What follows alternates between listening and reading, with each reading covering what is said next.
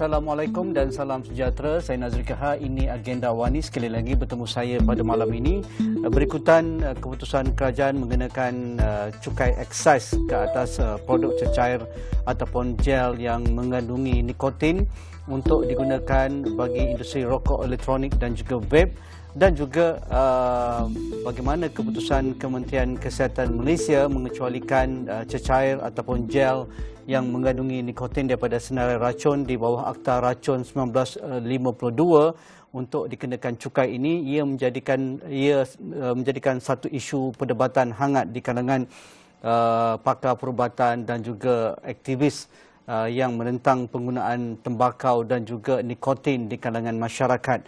Dan pastinya ini satu keputusan yang besar sudah pun diambil, walaupun perancangannya bukan tahun pertama kita dengarnya, tetapi sudah pun kita dengar ura-uranya 2-3 tahun dalam belanjawan yang dibentangkan oleh pihak kerajaan. Tetapi pada tahun ini apabila belanjawan menetapkan cukai akan dikenakan ke atas produk yang mengandungi cecair ataupun gel yang ada kandungan nikotin itu, nampaknya kerajaan melaksanakan dengan mengeluarkan nikotin dari cecair ataupun dari akta racun yang sudah pun dimaktubkan sejak sekian lama. Beberapa perkara yang menjadi kebimbangan dalam perbincangan kami adalah bagaimana apabila sudah menjadi satu yang sah, pastinya akan mudah diperolehi oleh masyarakat, apatah lagi di kalangan para remaja dan juga kanak-kanak. Dan kita masih menunggu bilakah Parlimen akan membentangkan RUU GEG ataupun Akta Kawalan Tembakau dan juga Rokok, kerana itu yang lebih penting sebenarnya. Ia ada terkandung dalam GEG tersebut dan juga Akta Kawalan Tembakau, tetapi selagi RUU ini tidak dibentangkan ataupun diluluskan, nampaknya agak sukar masyarakat ataupun aktivis yang menentang isu penggunaan nikotin dan juga vape ini dibenarkan ataupun dijual secara sah, walaupun kerajaan akan mendapat manfaat ataupun pendapatan dengan cukai yang dikenakan. Jadi kita akan bersama dengan Dr. Muralitharan Munusami, pengarah urusan Persatuan Kanser Kebangsaan Malaysia yang sudah pun bersedia di talian Google Meet. Selamat petang, Doktor. Apa khabar? Salam sejahtera Tuan, selamat petang. Saya khabar kurang baik lah, duka cita bercampur kecewa. Itu yang nak kita bincangkan, bagaimana perasaan itu boleh diluahkan dalam perbincangan kita pada petang ini. Jadi sebagai reaksi dengan dua keputusan besar ini, dikenakan cukai bagi nikotin yang ada dalam rokok elektronik dan juga vape, seperti mana yang sudah pun dinyatakan oleh Perdana Menteri dan Menteri Kewangan dalam Belanjawan 2023. Dan yang keduanya, dengan begitu pantas sekali, daripada 31 hari bulan 3 dan 1 hari bulan sudah pun dikeluarkan kenyataan bahawa nikotin sudah pun keluarkan ataupun dikeluarkan dari senarai Akta Racun 1952 untuk membolehkan nikotin yang ada dalam industri vape dan rokok elektronik ini dikenakan cukai. Pandangan awal Dr. Murah. Okey, jadi dari pandangan saya ini adalah bukan sesuatu yang ganjil. Ya. Sebenarnya pihak kawalan tembakau, saya juga merupakan pengerusi Majlis Kawalan Tembakau Malaysia, dan kerajaan melalui pelbagai agensi telah lama berbincang mengenai langkah-langkah untuk memastikan bahawa satu, di samping kita membuat kawal selia ke atas rokok dan vape, kita juga memberikan peluang kepada rakyat Malaysia yang sudah pun menggunakan vape, menggunakan rokok, memberikan mereka hak mereka untuk bebas menggunakan bahan-bahan ini. Tetapi masalahnya adalah apabila kita sebenarnya patut menurut satu turutan yang sewajarnya, iaitu turutan pertama adalah membentangkan RUU yang kita telah war-warkan bagi Tuan, banyak orang yang kita rasakan dari tahun 2022 yang Akta GEG ini, yang diberi nama gelaran GEG ini, tetapi sebenarnya Akta Kawalan Tembakau atau Kawalan Produk Tembakau ini sudah lebih kurang 30 tahun. Ya. Pihak kerajaan dan pihak yang berkaitan dengan kawalan tembakau sedang cuba membawa ke Parlimen. So dalam akta ini kita boleh mengawal vape, tembakau dan juga kita ada di sunset clause lah, GEG, maknanya orang muda yang bakal akan datang tidak akan diberikan peluang untuk merokok atau menggunakan vape dan sebagainya. Malangnya, melalui bila kita tak mengikut turutan yang telah dipersetujui ini, kita telah sekarang mengakibatkan wujudnya satu kelompangan dalam perundangan di mana akibat daripada pengeluaran nikotin daripada apar racun, sekarang sesiapa sahaja termasuk bayi yang berumur 1 tahun boleh menggunakan vape yang mengandungi nikotin secara legal, secara bebas di negara ini. Dan inilah kelompangan yang sebenarnya kita sedang cukup khawatir, bimbang dan kita meluahkan keresahan kepada kerajaan.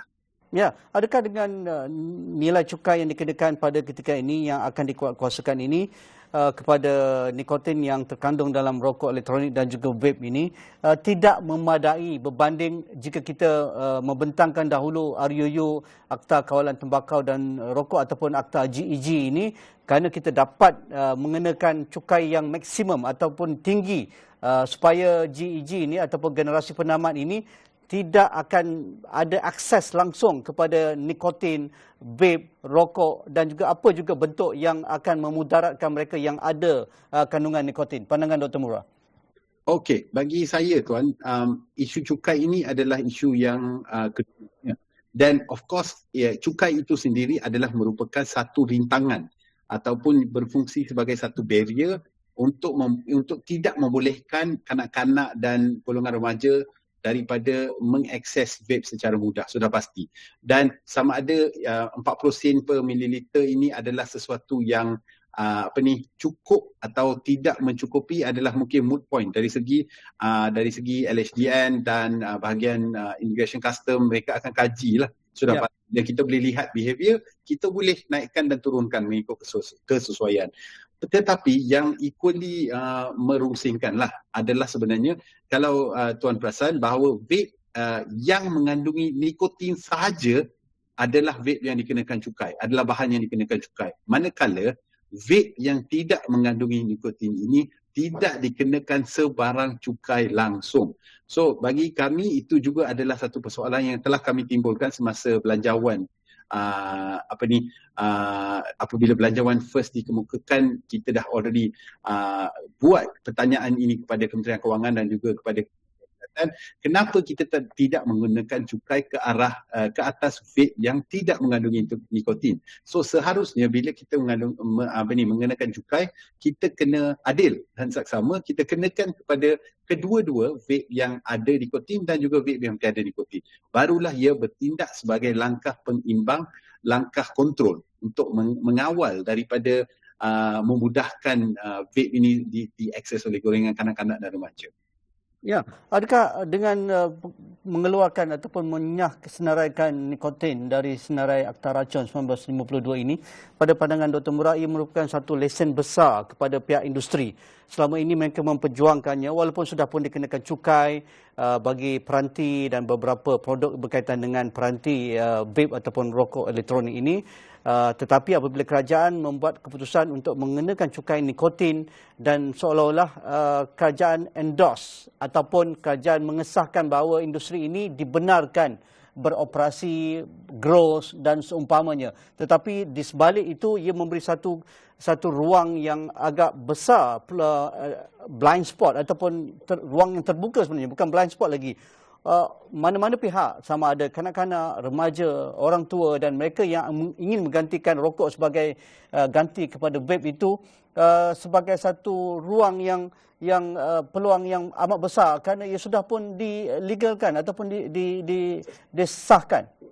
Ya, betul. Tepat sekali tuan. Kerana kami pasti bahawa bagi pihak industri ini adalah satu bentuk endorsement atau dikatakan kita telah memberi satu cap mohon yang besar lah yang memberikan mereka kebenaran untuk menjual secara terbuka dan dia menjadi sesuatu aktiviti yang rasmi. Sudah pasti ini mesti berlaku semestinya.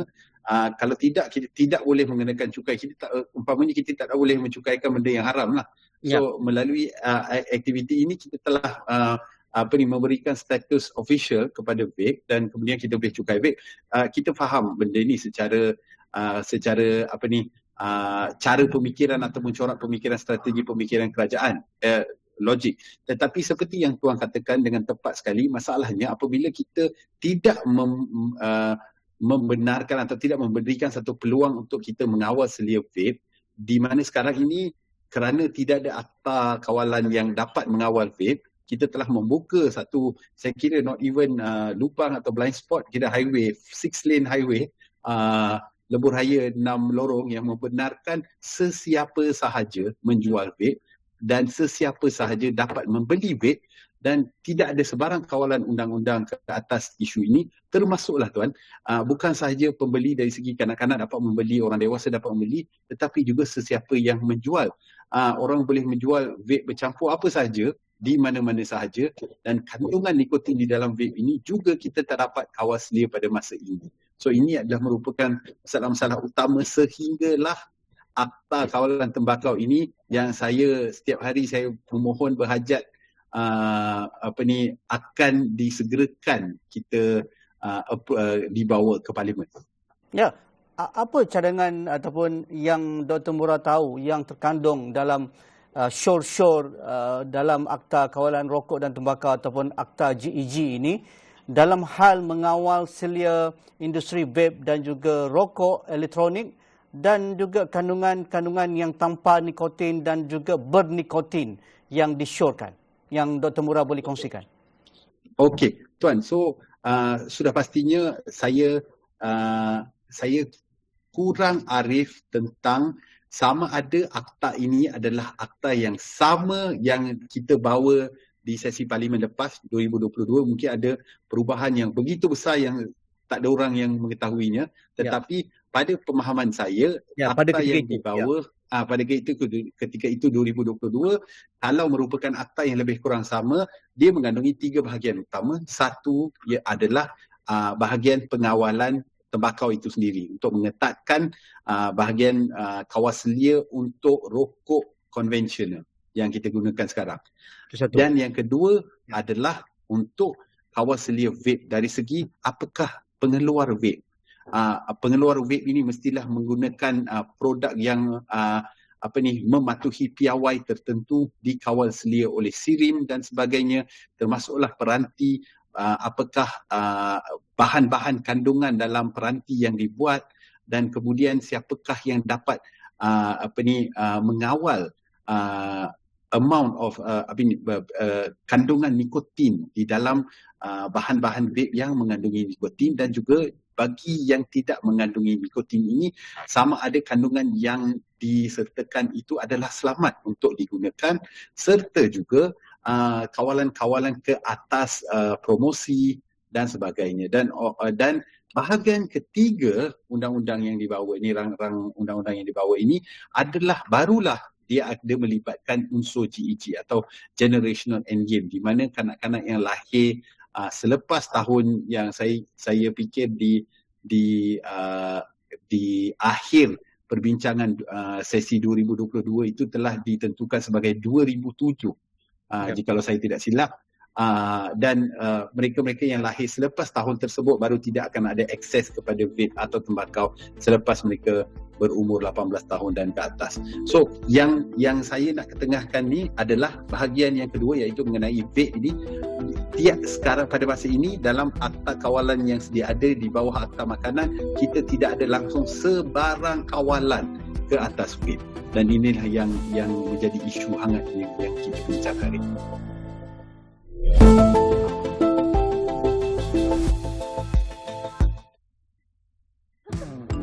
Perlukan penyelesaian semalaman untuk kulit cantik? Baharu Vaseline Gluta-Hya Overnight Radiance Repair dengan kepekatan 10 masker muka. Bangun pagi dengan kulit terhidrat, berseri dan anjal. Vaseline baharu. Saya ingin bebaskan rambut saya. Ya, lakukannya. Walau apa pun anda lakukan, jangan risau. Sunsilk baharu dengan vitamin C, minyak argan dan elastin dalam Active Infusion untuk rambut lembut mengurai dengan haruman berpanjangan. Bebaskan rambut cantik anda dengan Sunsilk baharu. Saya menjaga tahap kolesterol saya dengan Nestle Omega Plus. 2 gelas sehari mengandungi Acticol, 1.2 gram sterol tumbuhan, membantu merendahkan kolesterol. Sayangi diri untuk yang tersayang.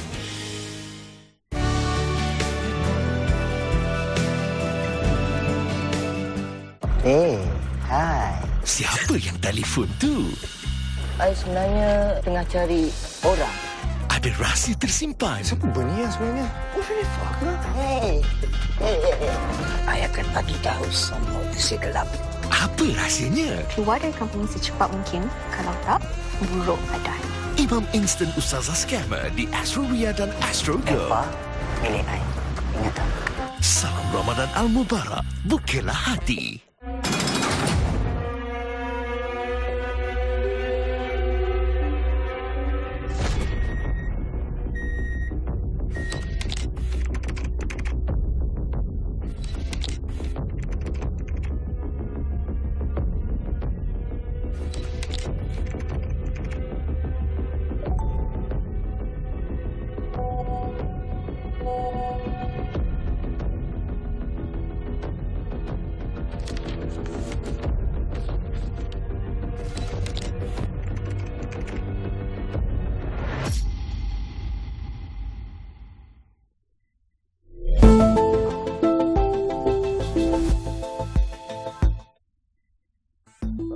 Jika Dr. Mura boleh bagi sedikit insight lagi, kalau dikeluarkan dari Akta Racun 1992, jadi nikotin dipindahkan kepada Akta Makanan. Jadi nikotin ini boleh menjadi bahan apa saja dalam industri yang dikategorikan berasaskan makanan, termasuk vape. Jadi apakah risiko yang mungkin akan berlaku tanpa ada kawal selia yang ketat jika nikotin ini dinyas-senaraikan dengan Akta Racun tetapi dimasukkan dalam senarai Akta Makanan kepada masyarakat, kepada industri dan juga dari sudut sektor kesihatan awam kita? So kita bagi contoh yang paling jelas adalah daripada negara jiran kita iaitu Thailand. Dan sebaik saja marijuana ataupun ganja telah dikeluarkan daripada senarai racun serupa, similar move, dia keluarkan daripada Akta Racun di Thailand dan dibenarkan di dalam untuk free use. Masalahnya seperti juga marijuana, sebenarnya lebih teruk daripada marijuana, nikotin ini adalah satu bahan yang sangat adiktif. Dan sebaik-baiknya kita menggunakan nikotin, itulah yang perokok ni menjadi perokok tegar, mereka menjadi edik. Kerana ediknya adalah bukan kepada tembakau itu sendiri, adalah kepada nikotin sebagai satu substance. So di Thailand, kita mulalah melihat, dan saya pasti tuan-tuan perempuan ada melihat di media sosial dan TV dan sebagainya, ada tom yum pun, ada tom yum yang mengandungi marijuana. Ada nasi goreng marijuana. Masak lemak ada, asam pedas ada, dan sebagainya. So jikalau sekarang kita telah mengeluarkan nikotin dan diletakkan di bawah Akta Makanan tanpa sebarang kawal selia, tiada salahnya kalau sesiapa mahu meletakkan nikotin ke dalam nasi kandar, so kan kita akan ada nasi kandar nikotin dan sebagainya lah. So gula ke garam ke lada hitam ke, kita boleh gunakan secara tanpa sebarang masalah. Ya, itu yang saya ingin dengar. Tetapi dalam keadaan sekarang, mungkin kerajaan sedang mendengar semua perbincangan kita dan juga perdebatan di media dan media sosial berkaitan dengan tentangan kepada isu nikotin dikeluarkan Akta Racun dan juga dikenakan cukai dalam nikotin vape ini. Dalam situasi sekarang, apa pandangan Dr. Mura untuk melihat secara konstruktif lah, kita menjadi seorang warga yang konstruktif?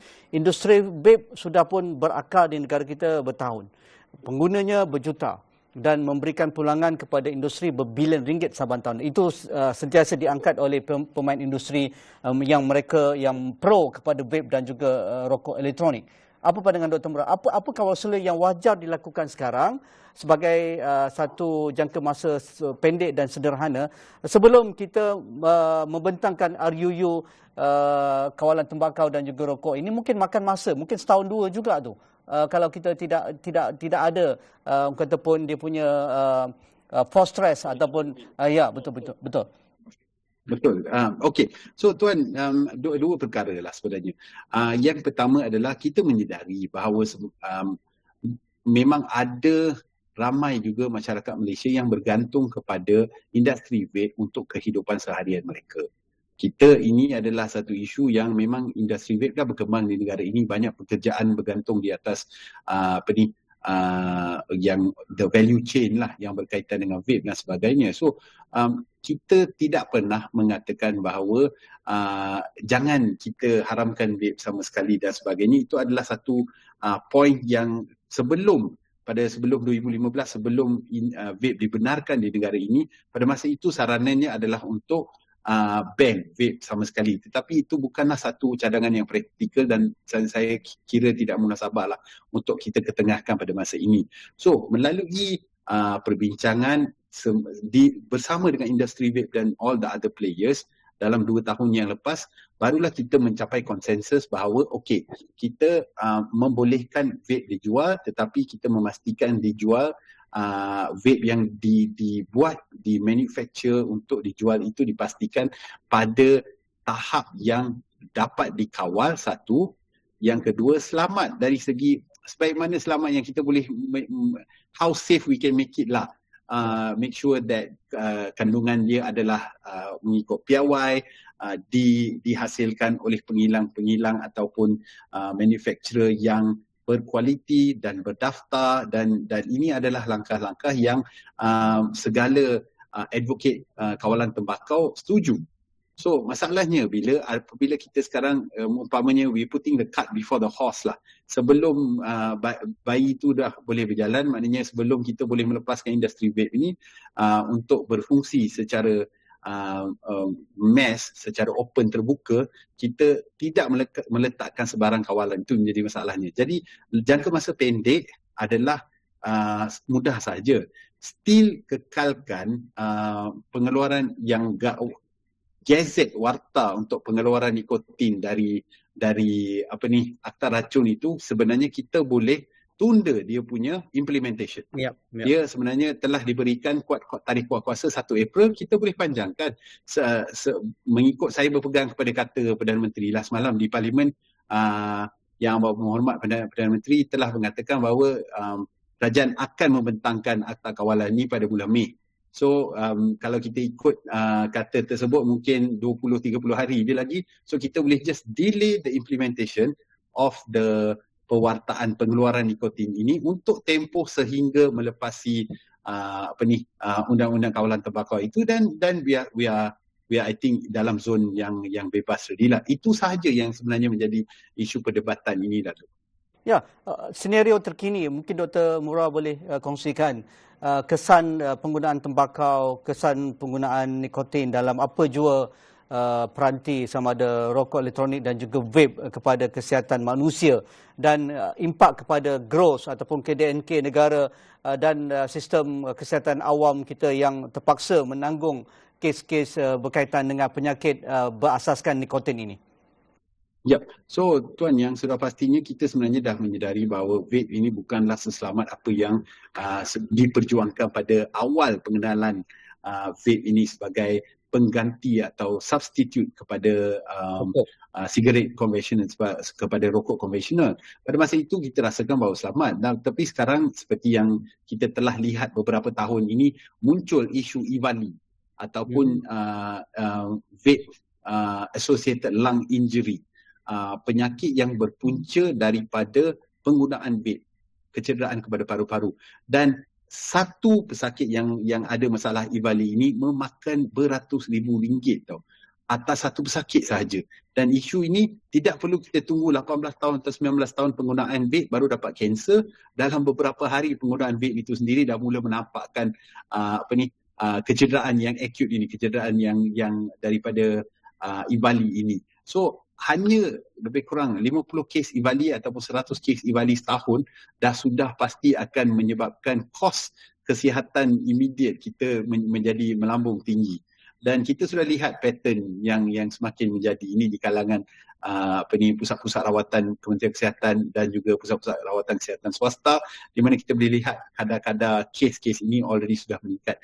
Ini tidak lagi kita sertakan dengan masalah-masalah daripada penggunaan nikotin itu sendiri untuk jangka masa yang lama, iaitu masalah dari segi kardiovaskular, masalah kepada otak dan sebagainya, dan penyakit-penyakit yang terjejas daripada ini.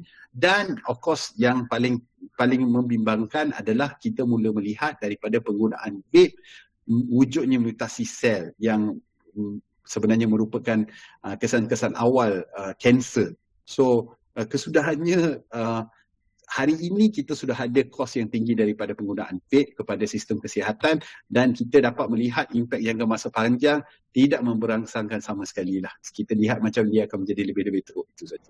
Ya, terima kasih Dr. Muralitharan Munasami, pengarah urusan Persatuan Kanser Kebangsaan Malaysia. Saya rasa itu pencerahan yang agak detail yang dikongsikan bersama saya Nazri Kahar dalam agenda awani pada malam ini. Jadi kita akan terus berbincang dengan hal berkaitan dengan pengeluaran nikotin dari akta racun dan juga pelaksanaan cukai excise kepada bahan nikotin dalam rokok elektronik dan juga vape ini. Kita akan berikan peluang mungkin bagi mereka yang memperjuangkan industri vape. Ada juga suara yang mungkin kita ingin dengarkan apa hujah-hujah mereka dan dari sudut aktivis awam yang berkaitan dengan kawalan dan juga kawal selia. Jadi itu saja perbincangan saya malam ini. Assalamualaikum.